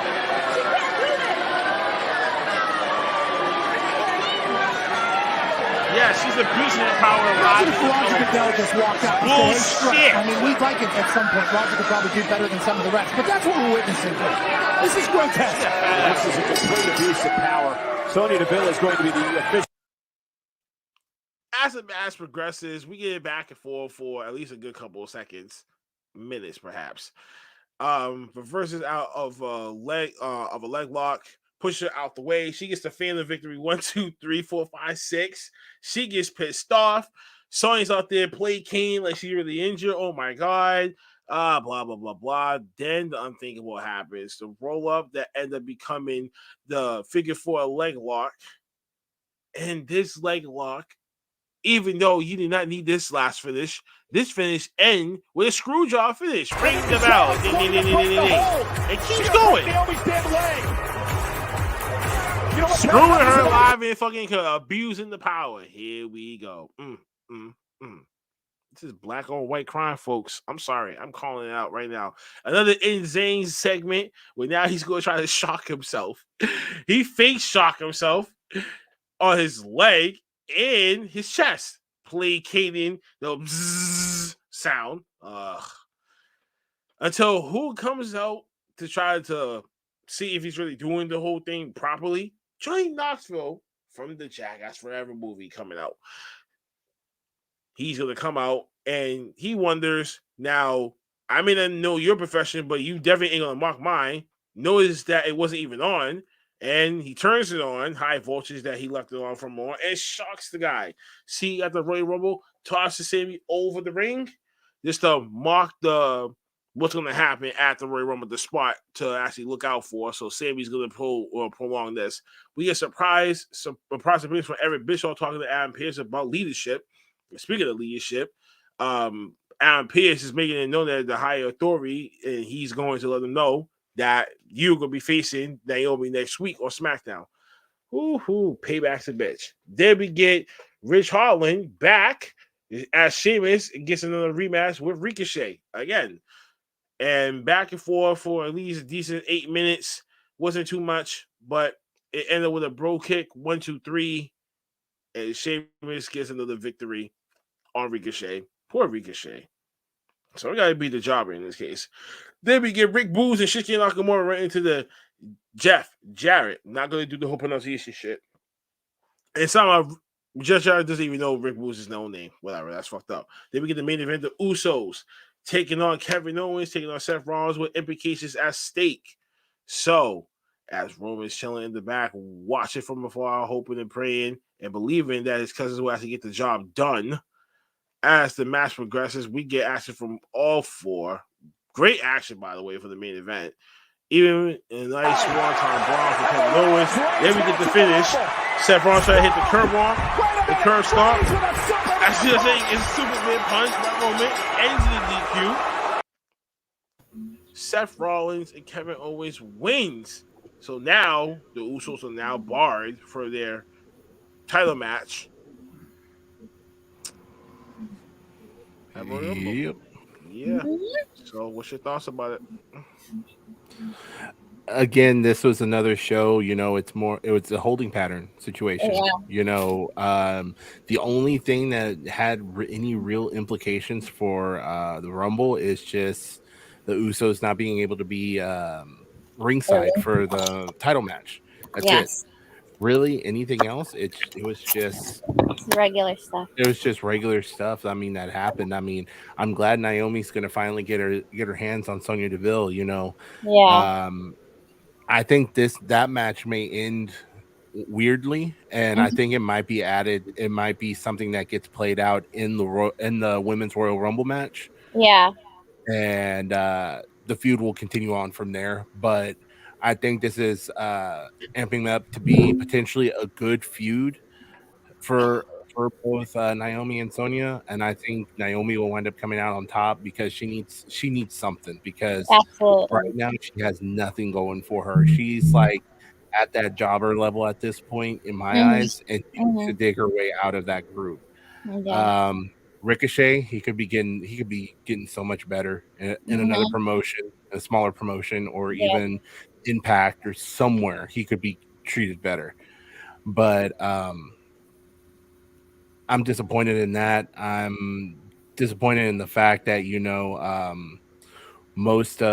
there's so much unused talent right now in the back with Yes. both shows, and what No, else they is don't. left? What No, else they is don't have a left? full 30 roster yet. Oh, really? No. Well, that's why the rumor of Moose possibly showing up is making the rounds too. So I mean, Mickey James is already showing up. What's to say that Impact's not going to cough up another star and You're let? really trying to say Summer Rae is a legend, though. Ugh. No, well, that's what they call performers that aren't with them anymore. They move them to the legend section of their roster on the WWE website. Alumni, you mean? But it's, Oh yeah, the alumni. Oh yeah, they call it alumni, not legends. Okay, yeah, no, I completely agree. Calling her a legend is stupid. Bullshit. Absolutely. It's stupid. It's Absolutely. stupid. Like, bruh. That's all I gotta say. Like, Summer Rae, come on. Summer Rae, out of all people, will be as a legend. Yeah. And I'm like, I don't know what defines a legend in their idea. Who are they going to call legend next? Kelly? They already did. No, God! No, God, please, no! No! No! No! Please, no. As funny as that is, though, Alicia Fox is definitely more of a legend than Kelly and Summer Rae. Like it's not even close. It's not even close. Alicia Fox could actually wrestle. Like, not gonna be mean. Well, I'm gonna be mean. Them two can't wrestle. No, they can't. So that's they can't wrestle. Yo, you get it. Yeah, I mean, it was the theme of the week for Raw, and I mean, my question is, do you blame them after what happened at day one? Like, let's put everybody in bubble wrap. Let's make sure nothing bad happens, because we cannot afford. Maybe day one can get messed up. We can't afford for the Royal Rumble to get messed up. So let's just put everybody in bubble wrap, and let's just get to next Saturday. Because And I honestly think that's why that forbidden door is creaking open just a little bit for WWE, and they're willing to work with Impact, and that's why I think we're going to see one or two people from the Impact roster from the men's side pop up in the Rumble. I could see that. it could happen. I think Mickey James might pop up on SmackDown next week. Or maybe Raw. Well, Raw's not really promoting the Royal Rumble, the Women's Rumble, for some reason. SmackDown more is promoting the Rumble. So I wouldn't be surprised if Mickey pops up next week, but they might just save her for. Well, I think they just wrapped up TV recordings for Impact for the next couple weeks. So Yeah. it wouldn't surprise me if she pops up on Raw or SmackDown this coming up week. Yeah. Whoa. Did they pop up? So that way they could give her another trash bag of her wrestling wardrobe and whatnot? Okay? Dude, what are you smoking? It's already been confirmed. Who hurt it's already you? confirmed. Yeah. That Mickey's going to be there. Yeah. What happened to you? She's in the graphic and everything, bro. Like, who? And they It smells like crap out here. You're full of what? He's full of what? What? You're a jackass. You're an idiot. You're pathetic. You suck. You're pathetic. You're a miserable piece of trash. Yo, insane, dog. They're even calling her Impact World Knockouts champion. Yes. In the promo. Come on, for crying out loud. on, man. But making Let Jason it go back go. into, well, making Jason go back is why. For that bag. Why For not? that bag. Why not? Because they don't have enough women on the. They don't have enough women on Impact- the roster to Impact is enough getting women. paid, Listen, and fill the Nikki's getting Rumble paid. roster. Listen, that's all WWE's fault for letting go all half of their goddamn roster. You're right. Well, that's that's WWE's true. fault. That ain't Mickey James' fault. That ain't her fault. Go get that bag, sis. But when they Go- call go her and get say, that "Hey, we'll bag, pay you a sis. bag," So Go get that. Here we go. Here we go. why would I go back to For a the place bag. where they let For that one check. for that one check? So what? Hey man, they give man, all how my many help times? and shit and How many shit? times have you said Put to it in the bag. people only reason why people sign because of the big bag that they give to them now? Kevin Owens the same thing on the perfect prime examples, AJ Styles too. and AJ Styles as well. Yep. AJ Styles is sitting comfortable now until he Comfortable. retires. Comfortable. Yep. And he said he don't want to. Once his contract runs out, he's gonna retire anyway. What? I don't blame AJ Styles one bit. And One I'm calling bit. it. And I'm calling it. He is going to be in the Hall of Fame. Oh, of course he is. He's a Grand Slam champion. Of course he will. Yeah. Grand Slam No, champion. is he? Who? Yeah, he is. Yep, he's won I'm sure he everything. is. He hasn't won the Universal title, but I think he's that's coming won. eventually between now and his contract ending. Yeah, he's definitely gonna have another title run. Miz ain't retiring anytime soon. But all right. But who So, hurt you, Smack- Dukes? Who hurt you? I'll let you know right now. Nah, man, he has a hit list. WWE This is Richard wrestling. Nixon's enemies list. You just crossed out his name and put yours. Okay, give me that. Give me back. Bonnie Gumble. Oh. See, tonight is getting 2 shits in the Tootsie Flush. Okay, did you not even see the clip that I just played? did. And yeah, He you didn't still even kept see it. talking. And now all of our names are on his hit list now. We're all on the Oh, list. Wait, yo, we're all on his little hit list now. Wrestling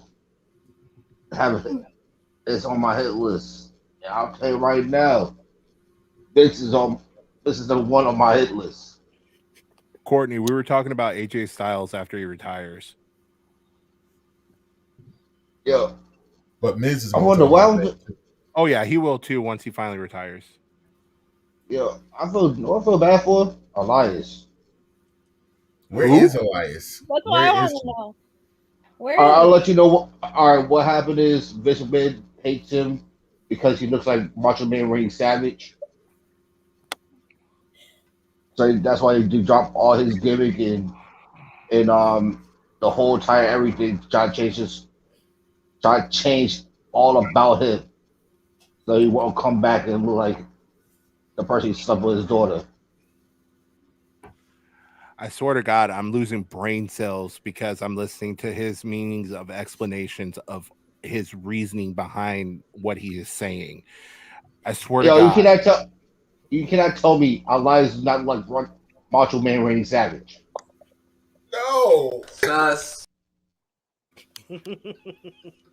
Dude, where are you getting this train of thought? Oh. What kind of drug are you on? Oh, Because whatever it is, I want some. Yo, y'all cannot let me know.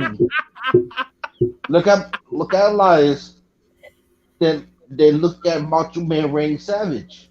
I know. It kind That's of look like like saying them, look dog. at Jay Lethal and look at Randy Savage. What the heck are you going with this, man? Even Courtney Nah. agrees. Nah, not at all. Nah, y'all know I'm. Cut his mic. Oh my God! It's Shut not his even- mic off. Shut his mic off. You lost mic privileges after all that. Dude, I'm You sorry, go sit in a corner and you think about what you just did. Don't you ever call up to my show again and open up disrespecting me. You don't have a right to do that. You don't have a right to do that. Mind your damn manners. Regardless of what you think about me, you still called up to my show. So you will address me as Stephen A. or Mr. Smith. You won't call me a bona fide scrub and then continue to talk on my damn show. Do we understand one another? I'm sorry. Do you understand? Or do we have to go through it again? Come on. What? All I need to hear is a yes or a no. Please. Fuck WWE. Always with the scenarios. Man, I love that, man. That's awesome. Oh no. Yo. No, shut up. Please don't make me do it again. Do it. Don't make me do it Do again. it. Please. Do it. Bullshit. Stop it. Get some help. Just because you got Jordan out there, don't mean nothing. I ain't gonna stop shit. Courtney saying do it. Courtney saying do it.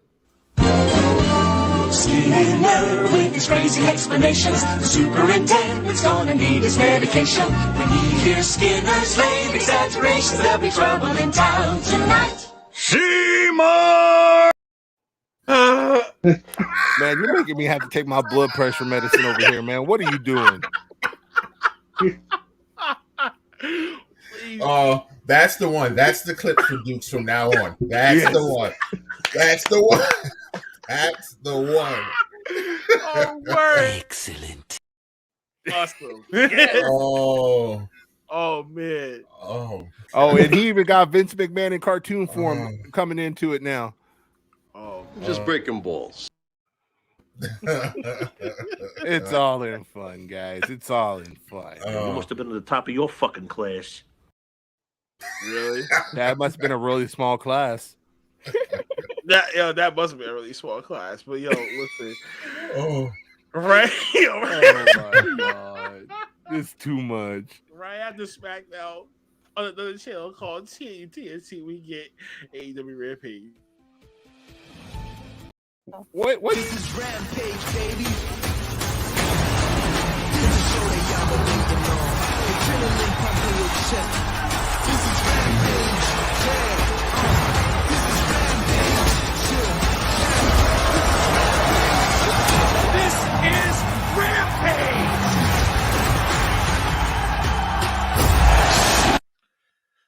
Ooh, yeah. So we opened up with Jon Moxley taking on Ethan Page in a nice, decent 10 to 13-minute match.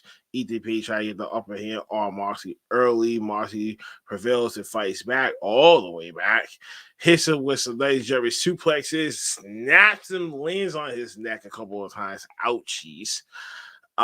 Then we get some power slam off the mid rope from Ethan Page to Moxley. Hit him with the finish. We get Moxley in the triangle. He's got to tap out. This could be it. He will tap out or pass out. But what happens? He passes out. But as he walks away, Brian Danielson seemingly, and the return to action of Jon Moxley. Well, we have a happen. And then we get a promo from Luchasaurus coming back at the Gun Club for taking out Christian Cage. We're going to see him soon. Then we get Nick Jackson taking on Trent Beretta. So the tag team match had actually been switched. This was a good match regardless from both guys. Trent Beretta looks great in the ring. The shaved head gets a nice signature look now. And just the way that this match presented itself, you kind of looked like Nick Jackson was designed to win this, but I was actually kind of surprised Trent about the finish there. Trent avoids. Wait, no. One, two. He got him. Three. He got him. And we get surprised victory from Trent. OG badass Mercedes Martinez's mission is to take out Thunder Rosa. This beef is heating up, and I can't wait for that too. Next, we get Teen Sensation Hook taking on Serpentico. This was the match as a real beast of squash match. It was only going to be for like 3 to 4 minutes. But at the end of the day, this young soul choked out Serpentico. Tap 1, 2. Hey, knockdown, this is what I'm talking about. You idiots don't realize what he. Then we get interference from QT Marshall. QT Marshall talking shit, but then what happens next? He gets slammed. That's a tough landing right For there, his trouble. QT. Walk over that man. He didn't even know. Didn't get it's time for the main event between NJ and Jay Cargill for the TBS Championship. The TBS Championship looked nice. Jay Cargill still a little green, but getting a little better. But then we get some funny comedy involved in this with John Stuckey, John Silver, Tucky, built up, mocking. Then during the midst of the match, we get some fighting babyface wise. Then, of course, the manager, then Sever, whatever the fuck his name is, interrupts, and then we get a brain buster on the outside from John Silver to basically incapacitate him. That's a one-on-one situation. What's the finish? Jaded! Jaded 1, Cargill 2, 3. covers Jay Cargill and defends the TBS Championship. And with that 25-0 record, he stands on top of the division. And this is how we are. And that was AEW Rampage. So, what are your thoughts on AEW Rampage? Sign me up for that Bryan Danielson Jon Moxley matchup right now. Take my money. I agree. That's going to be fun. That's going to be fun. And here's the thing. They're not going to have the constraints that the WWE would have put on them for this match. Well, they're going to be able to go into as deep of water that Tony Khan will allow them to. Yep. And that's going to make this match really good. It will.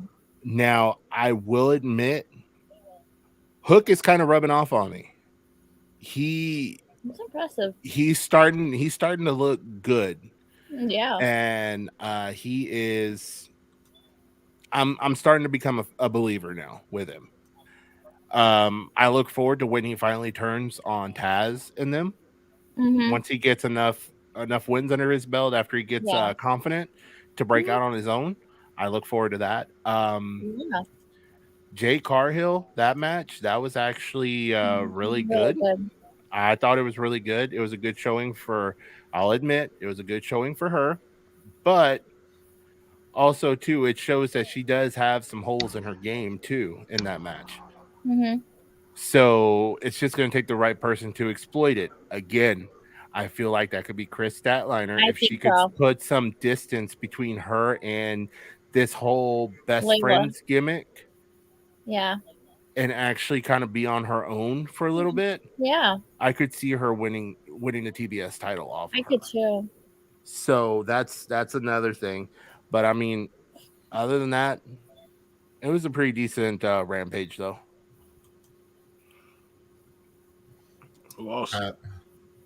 I liked the match with Baldy versus Nick Jackson. That was a good match.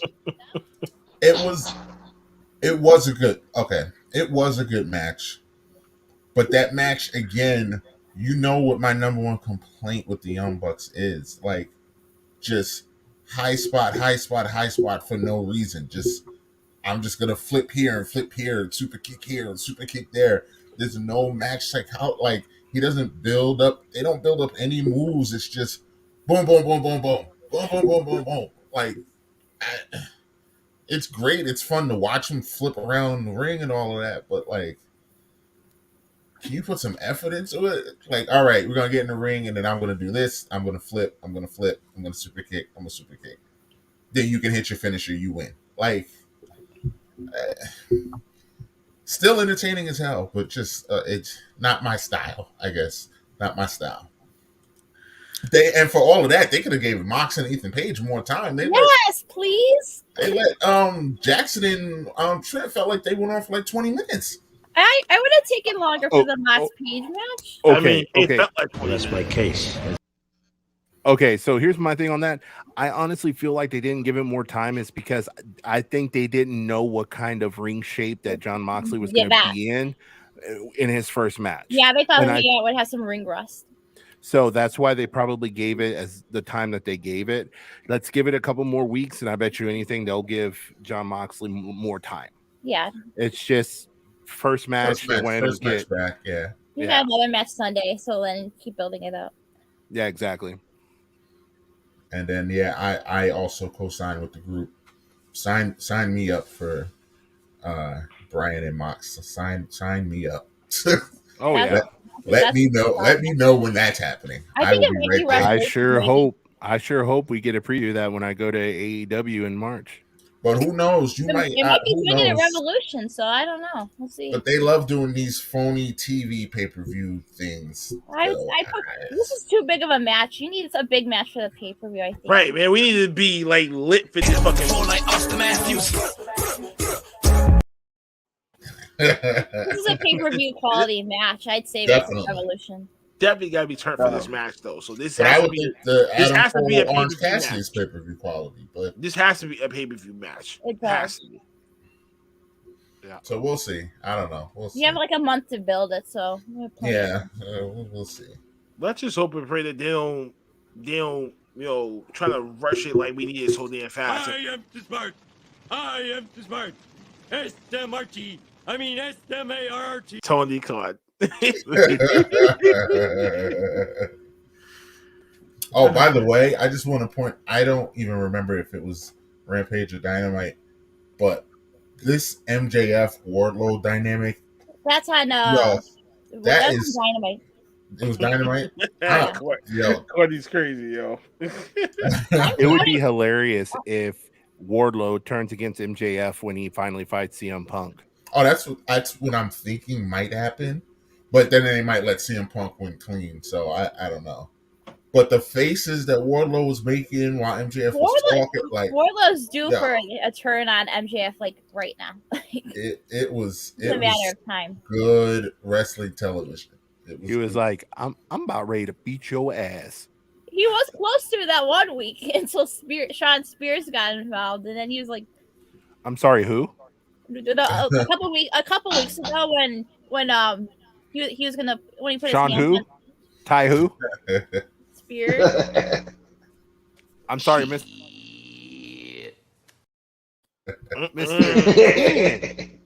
Shit. Oh, and Hook punching or mushing my man in the face when he let all his sparklers out. That was hilarious. That was the highlight of the night for me. Highlight of the night. I was like, I see you, Hook. I see you when you did that. That had Taz written all over it, but I loved it. Oh, yeah. I absolutely loved it. All right. Well. Oh, what the hell can we... And missing Warlow turn from last week. What do you guys feel? Well, sooner or later... It's coming. It's coming. It's just people just gotta be patient. People don't know how to be patient. It's all because we got these spoilers. Before we wrap this up, let's quickly go to the news and rumor report.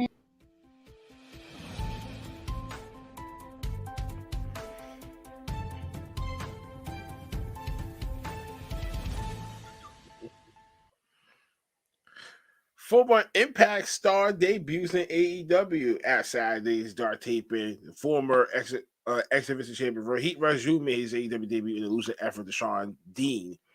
Then Mark Henry bigs up that Mickey should be able to get into the Hall of Fame, which I totally believe that she definitely deserves a spot in the WWE's Hall of Fame, especially for all the work that she put in. Yes, I totally agree to that as well.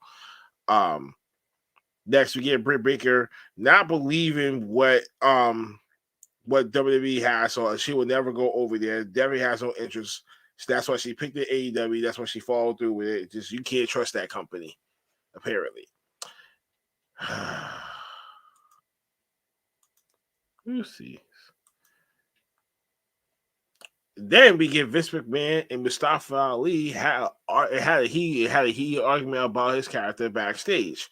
So his new character didn't really come to suffice, and then it was supposed to be the Kofi Kingston and Mustafa Ali match at WrestleMania that year, but that didn't happen. That got scrapped. Now, with his new release that got denied, he's going to be in a bad situation.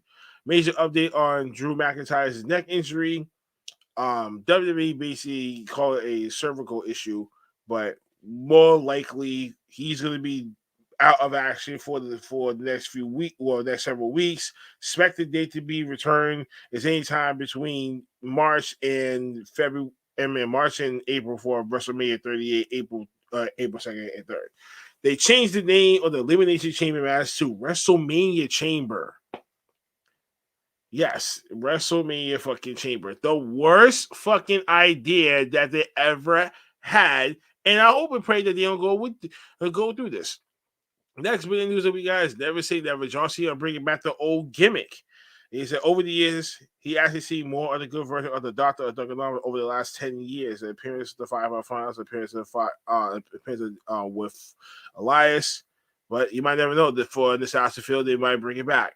The Hardy Boys' first match as a tag team is announced in the first 3 years to come to Western Massachusetts, Saturday, March 12th. Further days that they have is Sunday, March 13th in Lafayette, New Jersey, as well. And then we get the last bit of news with Conan undergoing heart surgery due to COVID issues.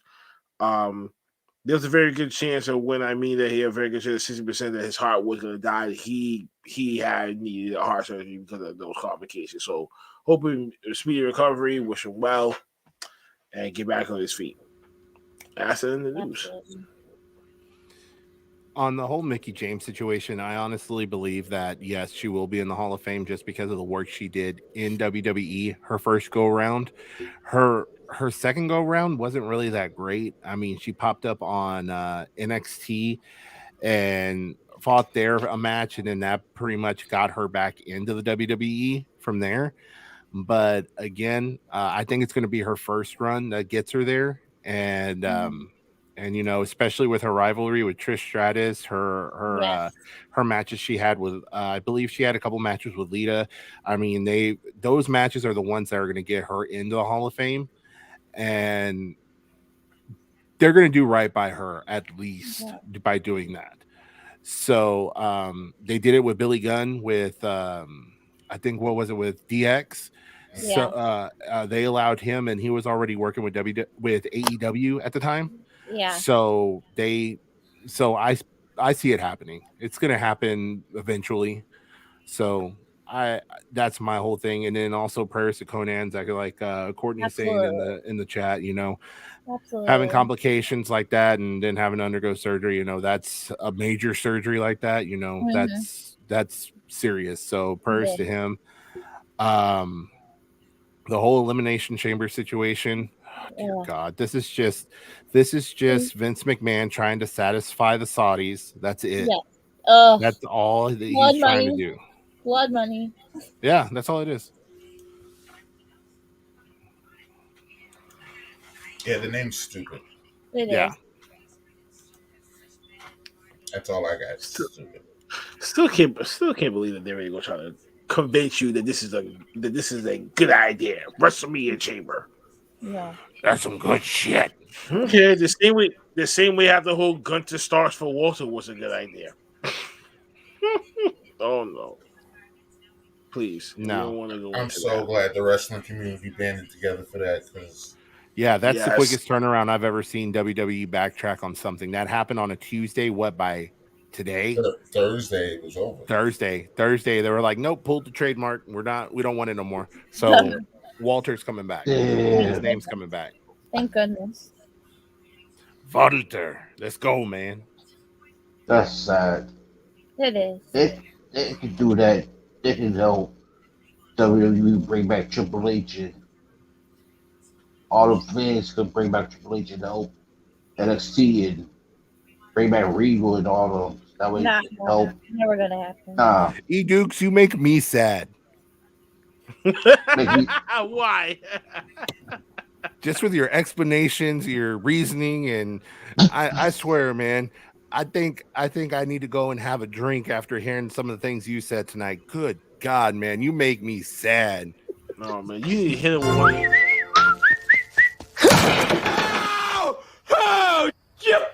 Oh! What the hell is wrong with you? Gee, sorry. It's a pretty standard stuff. No joke, man. You need to hit him with one of those.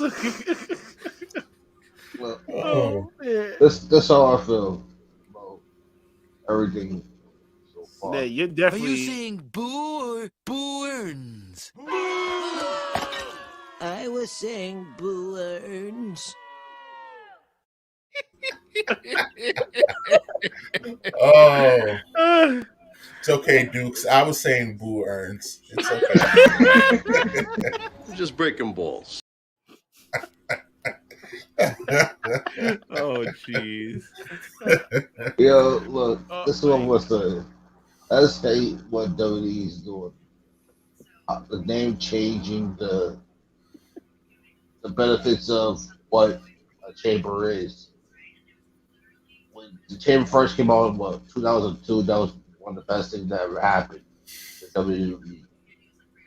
Now you change it from the Elimination Chamber to this bullshit name that they want to rename it to. I can't rock with it. Wait, what? I can't rock with it. You punk me. It smells like crap. Are you supposed to be some kind of rescue dog? Everything else about what WWE is I ain't sorry to say. Makes me feel like what happened when I was little as a kid watching this from the WWE return to WWE. It's just make me feel like grabbing a drink, Oldie and Jay. You make me feel. Chief, shut the fuck up. Please, you make me feel like grabbing a drink after the way you're talking, man. Good God, man. It is. It's trash. Duke. What do you doing right now? I ain't slept in a couple of days. So I figure you're so damn boring. Maybe you could put old Stone Cold to sleep. Oh my! I was outside a while ago. I was watching the grass grow. I was watching the paint dry. And I was so damn bored, I said to myself, what can be even more boring than this that can actually put Stone Cold Steve Austin to sleep? And just like that, I'm about to put you to sleep because this is too much for me. Okay, please, let's not go this far with it. But let's not go this far with it. And as Deuce is going to fall asleep.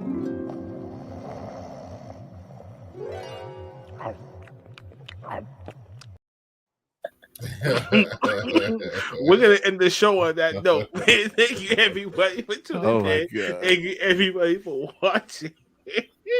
Thank you everybody for watching. Duke's is about to go ahead and take a little sleepy sleep, or whatever the fuck that he's about to call his pillow, Lois or some shit like that. Hope and pray that there ain't no cum stains on that pillow. Oh dear God.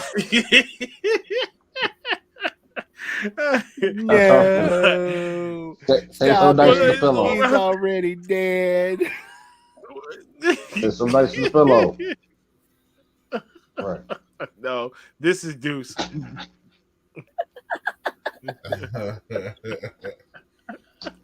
Damn right. Add SmackDown to the list. We good. Oh yeah. Wait. That reminds me.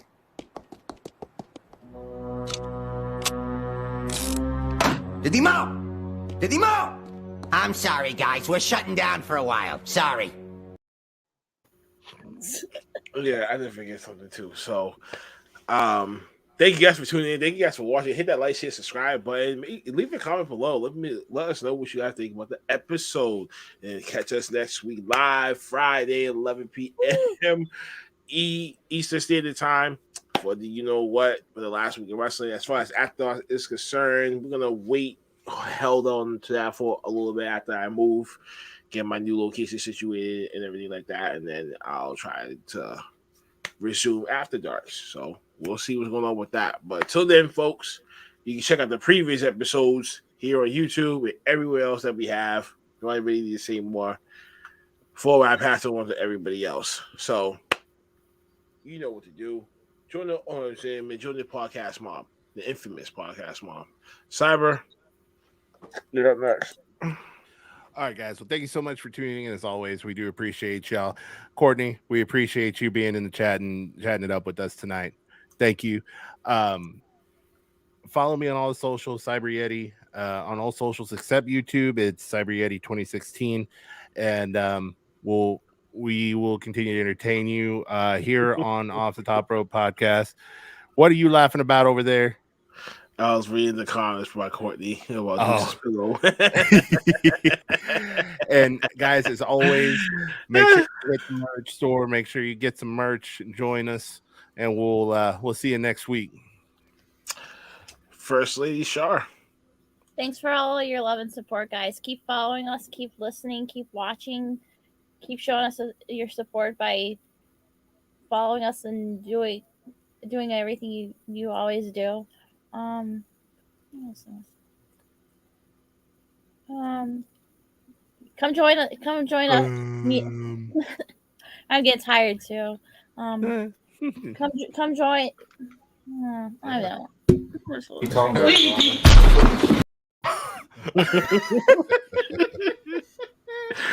It's okay. Yeah, it's okay, Sean. Big Mike. Well, once again, thanks everyone for watching. Like and subscribe. Hit that notification button. Yeah, we in here. We back. Follow me on the socials. IAM_MBJ on the socials. You see the podcast behind me. It's coming. It's coming. I'm not paying attention. I'm not paying attention to those threes. I mean, threes for the bean. Thank you. We appreciate that up here. Last but not least, Dukes. You mean Duke's ain't asleep already? Yawn.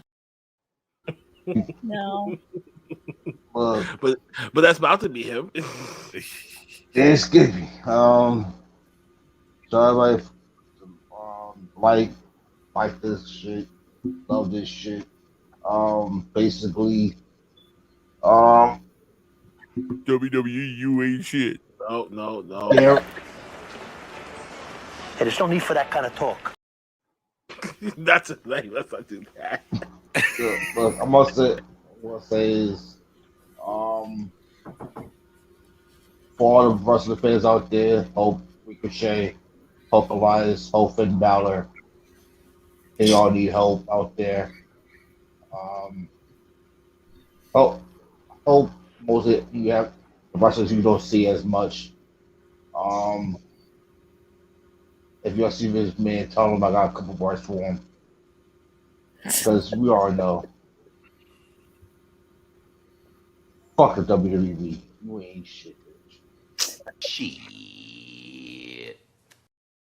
Here we go with this. Don't you ever call up to my show again and open. Oh, shut the fuck up. Let's not do that. No. Let's not do this, please. Please, why? Shout out to the OnlyFans. Which half did you listen to? The half that doesn't make any sense, or the half that we both know played you like a fucking child?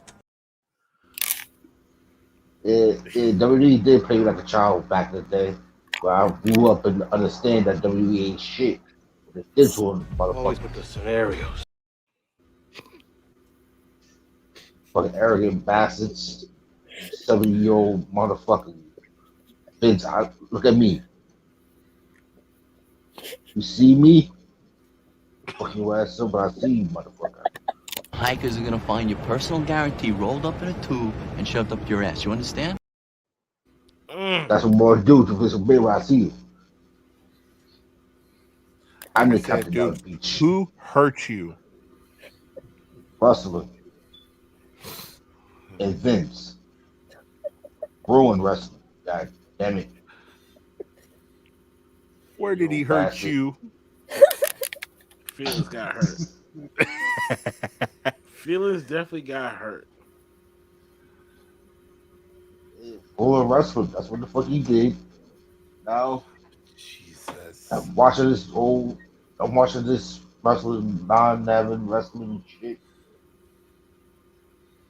All the wrestlers not really wrestling and shit. Fuck. I miss old school wrestling days. Does this dude have a mute? Oh, shut the fuck up. Stop it. Fuck WWE.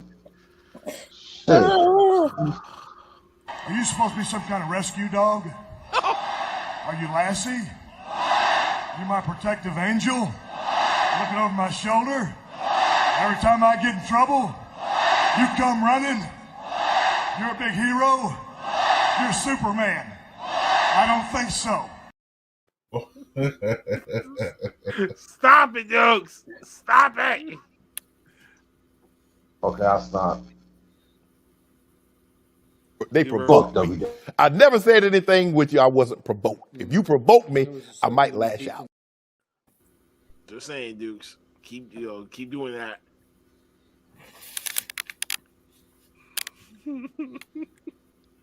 Don't say the fuck WWE shit, bitch. No, you're not gonna say that. This is shut down moment from Blackheart and Blackheart Cyber Shar.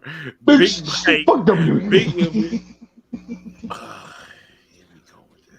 Dukes, you go sit in a corner and think about what you did. Oh my god! Before I really interrupted from us, I hate this shit. Cause fuck the. But before I go, I'd just like to say...